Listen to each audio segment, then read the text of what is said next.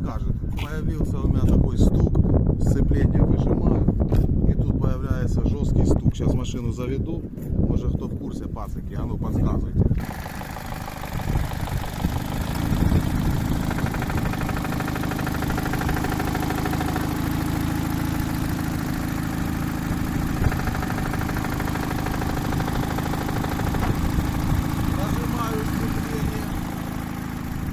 Нажимаю сцепление, стучит, отпускаю,